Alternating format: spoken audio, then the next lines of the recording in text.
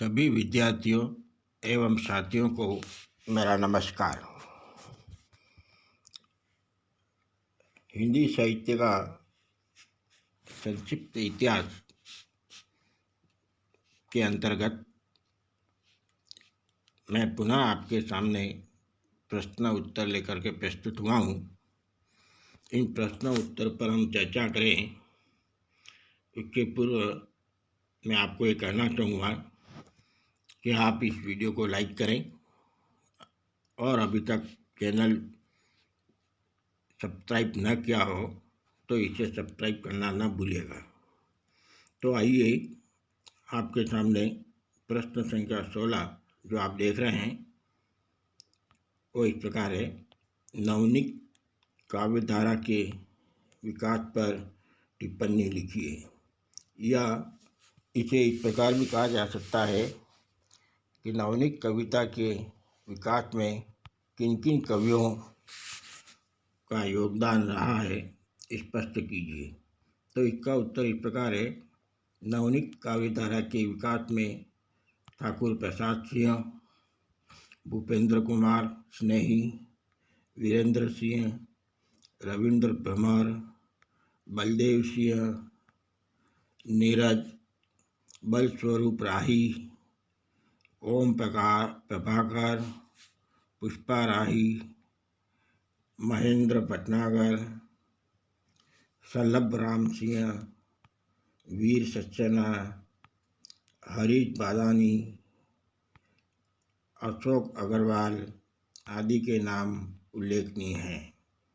यह गीत यात्रा इस बात को प्रमाणित करती है कि प्रारंभ में आज तक गीति काव्यधारा ने कई मोड़ लिए हैं, कई रागें बदली है और वह क्रमशः व्यक्ति सत्य की दोहरी को लांघकर समष्टि के आंगन में विचरण कर रही है। गीति के मूल में प्रेम, सौंदर्य, प्रकृति, भावुकता, कल्पना जैसे तत्वों का ही योगदान रहता है। प्रश्न संख्या 17 प्रमुख दीर्घ कविताओं का उल्लेख कीजिए।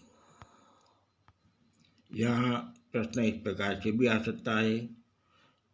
प्रमुख लंबी कविताओं के बारे में जानकारी दीजिए या प्रमुख लंबी कविताओं पर टिप्पणी लिखिए। तो आइए इस प्रश्न का उत्तर इस प्रकार है। हिंदी में लंबी या दीर्घ कविताएं निम्न है। अज्ञेय की, असाध्य वीणा, धूमिल की, पटकथा, मुट्ठीबोध की, चांद का मुंह टेढ़ा, नरेश मेघवाल की, समय, देवता, सर्वेश्वर दयाल की, कुआनो, नदी, धर्मवीर भारती की, प्रमथ्यु गाथा, रघुवीर सहाय की, आत्महत्या के विरुद्ध और नागार्जुन की हरिजन कथा, नरेंद्र मोहन की एक अग्निकांड जगह बदलता, शैलेश की सूरज एक सलीब और जगदीश चंद्र चतुर्वेदी की अतीत में गुजरते हुए, प्रताप सहगल की मोती लाल, गंगा प्रसाद विमल की एक दूसरे से अलग, रमेश गौड़ की पतंग गाथा आदि। ये लंबी कविताओं की यात्रा है। प्रश्न संख्या 18 प्रगतिवादी काव्य की प्रमुख विशेषताएं एवं प्रवृत्तियां बताइए। इसका उत्तर इस प्रकार है। प्रगतिवादी काव्य की प्रमुख विशेषताएं निम्न प्रकार है। पहली विशेषता, इसमें शोषित और शोषक वर्ग की अवधारणा व्यक्त की गई है।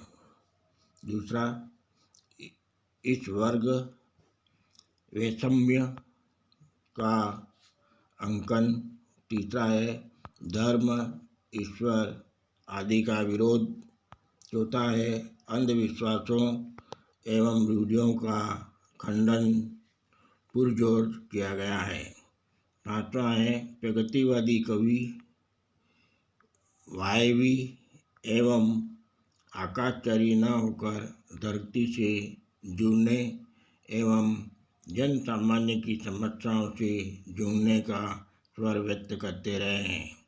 छठा है प्रगतिवादी कवियों ने वर्ग विहीन समतामूलक समाज के सपने सामने रखे।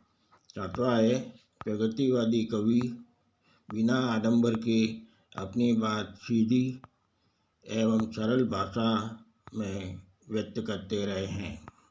प्रश्न संख्या 19 इस प्रकार है, जो आप देख रहे हैं। हिंदी निबंध के विकास में द्विवेदी युग का महत्व बताइए।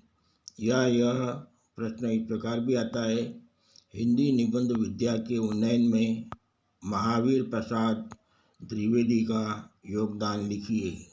इसका उत्तर इस प्रकार है, आचार्य महावीर प्रसाद द्विवेदी हिंदी निबंध साहित्य के एक युग परिवर्तनकारी लेखक माने जाते हैं। इन्होंने सरस्वती पत्रिका के माध्यम से अपने समय के लेखकों की भाषा में व्याकरण संबंधी सुधार लाने का प्रयास किया। इस प्रकार भारतीय हिंदू युग में विचारों एवं भाषा संबंधी जो फैलाव व बिखराव था, उसे द्विवेदी जी ने सुव्यवस्थित रूप देने का प्रयत्न किया।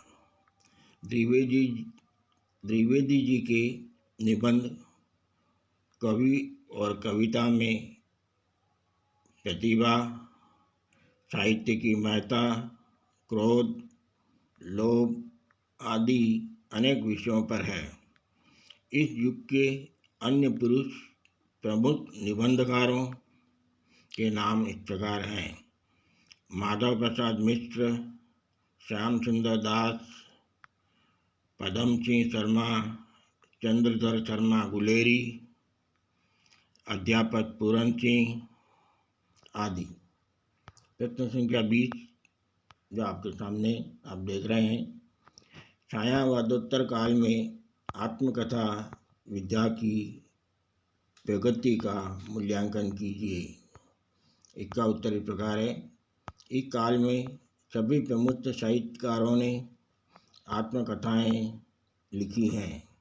बाबू श्याम सुंदर दास की मेरी आत्म कहानी, राहुल सत्यान की मेरी जीवन यात्रा, हरिभाऊ उपाध्याय की साधना के पथ पर, सत्यदेव परिव्राजक की स्वतंत्रता की खोज में, शांति प्रिय द्विवेदी की परिव्राजक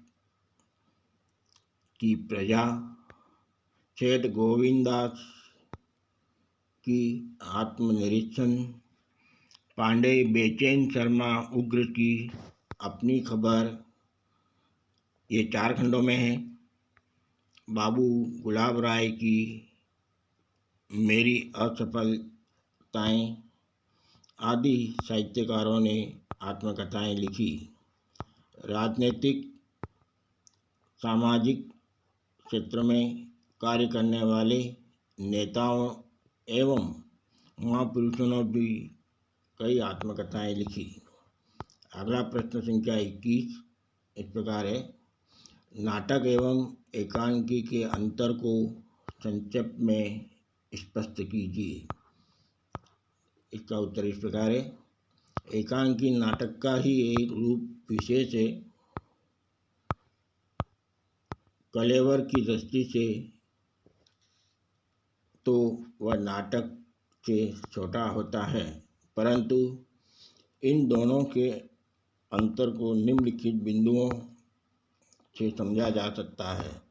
पहला बिंदु है, एकांकी में एक ही अंक होता है, जबकि नाटक अनेक अंकों पर आधारित नाट्य विद्या है।